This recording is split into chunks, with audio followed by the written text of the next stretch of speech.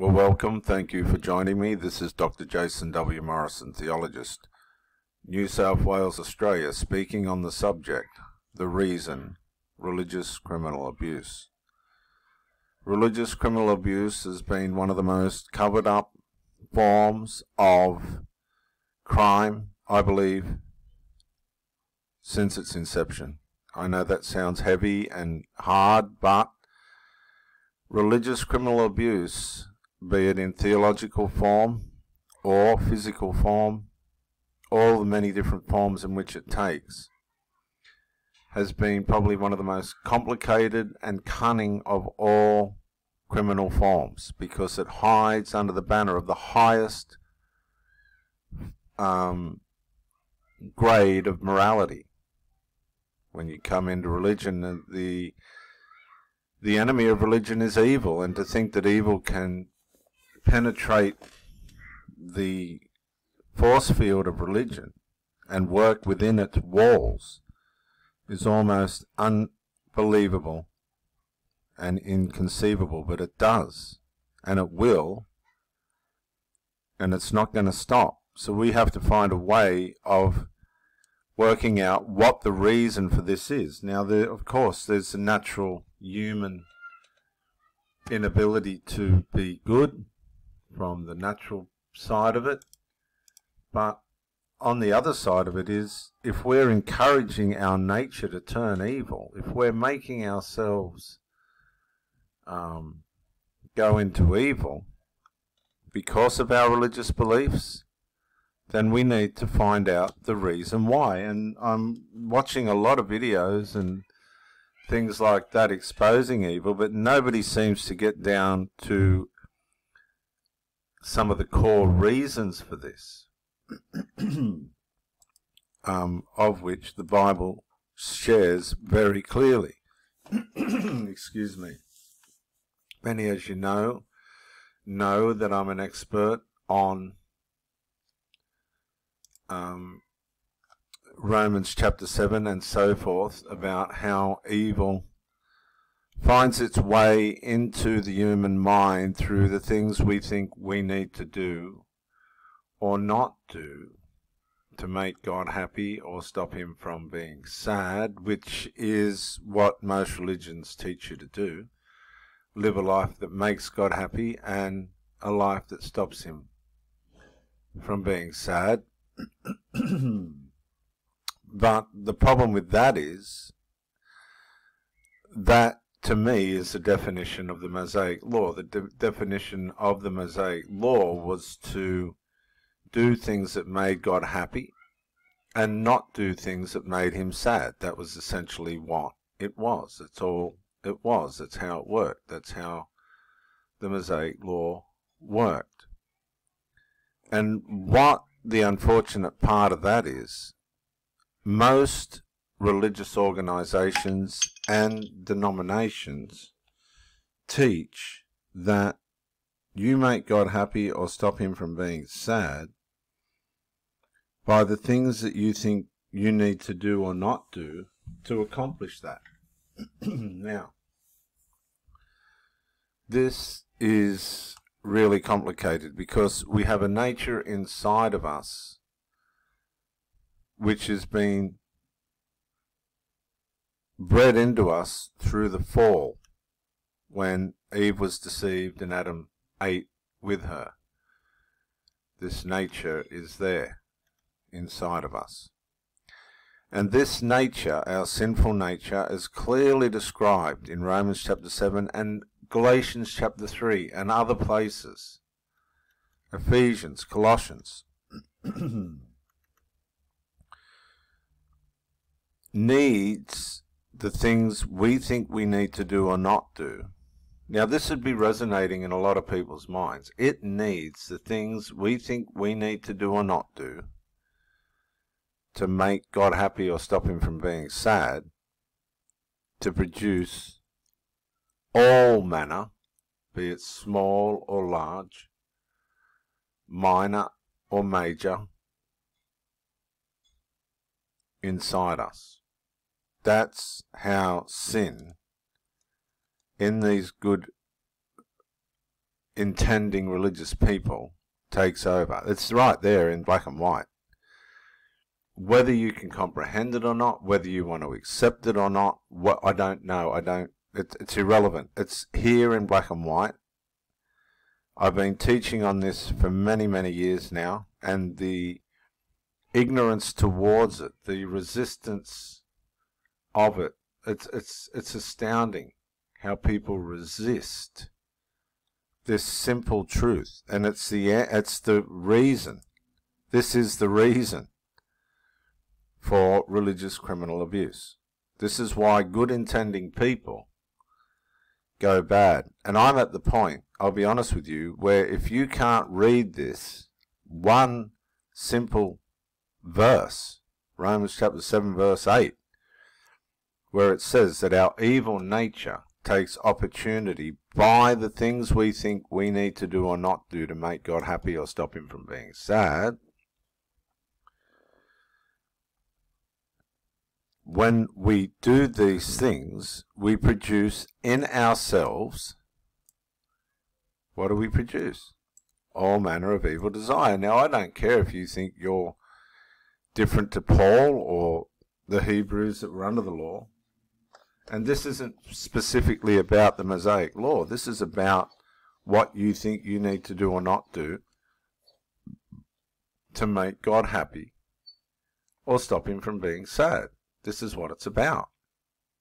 Because this is what's going to cause all manner of evil desire. This is why priests are doing evil. This is why there's evil in these organizations. And when I say priests, that's just one form of the many types of religious organizations out there. It could be elders in the Jehovah's Witnesses, for instance. It could be, who knows? This goes right through all sorts of organizations. Say Scouts, for instance, where they've got things that they need to do or not do to make the organization happy or stop it from being sad. And this, again, causes these kinds of organizational evils. Now, we read this the other day, and we went into it, and, you know, we found out that the truth is, when it comes to Christianity, that Jesus Christ was clearly portrayed among you as crucified. Now, the Jehovah's Witnesses are so defiant, the Watchtower Society are so defiant that they'll go as far as opposing history and the fact that Christ died on a cross. They want to say he died on a stake, which is reminiscent of who was that guy? The Impaler. This is where they get it from, but they're not going to tell you that. The Impaler, valid Dracula, the Impaler, the real Dracula, the Impaler. Though Dracula is purely a fiction creation, Stoker named his infamous character after a real person who happened to have a taste for blood. Now, you can look at this. Should we look at this? Why don't we? Let's just have a quick look. Transylvania. The name conjures it all. Dense pine, impassable, craggy cliffs, thick ground fog. This is the mythic forest of your childhood nightmare.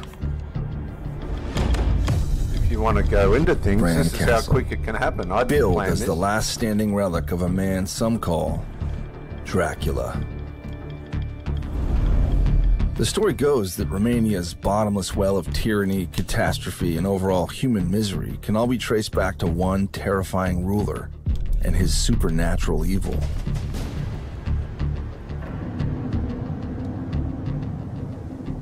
Vlad III Basarab, better known as Vlad the Impaler, he was nicknamed Dracula, which means the son of the devil. Ah, okay. So, have you ever heard of the curse of Vlad Tepes? Yeah. He lost his wife, he lost his dynasty, he lost his family, and he signed a document in order to bring a curse down against his enemy, and he promised that he will return. That was his curse, and I will take revenge against those that they betrayed me. He was killed, and his body was buried in a monastery nearby Bucharest. Later on, when they opened the coffin, they never found his body, which is quite creepy. Yeah, right. You do start to wonder, what if he's coming back again? So you'd be worried if you were his enemy, you might be a little nervous. Yeah. Vlad spent much of his life constructing a fearsome persona.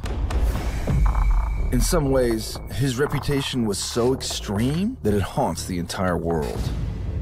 So one of his tactics was to capture prisoners and then impale them. It's a wooden stick that goes into the rectum. Gross. They pull you up and you stay alive like 3 days. Oh my God. This is where the Jehovah's Witnesses That really get terrified his enemy, the Turks. their idea from. Yeah. What are some of the other ways you would do it? Well, setting a fire or poisoning wells. Wow. One, a very bad one, he captured a family, like brothers, and he boiled one of them, and then he forced the rest of the family to eat him. He sounds like a really nice guy. When you have your enemy at the gate all the time, you don't have time to make people love you. Yeah, fascists always say that. Once he took power in 1448, Vlad began a lifelong battle to protect his country from invaders from all sides.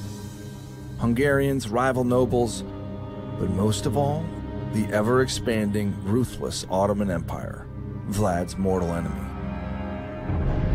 The other kings and rulers of his time had surrendered, and they all paid tribute, but Vlad fought on, with a sheer hatred that defies description. Perhaps because the Ottomans had kidnapped him as a child, and by the time his father and brother were killed, his hatred had grown so virulent that we still make TV shows about him 600 years later. Vlad himself, he was right here. Yeah, right here. He touched these walls. Amazing.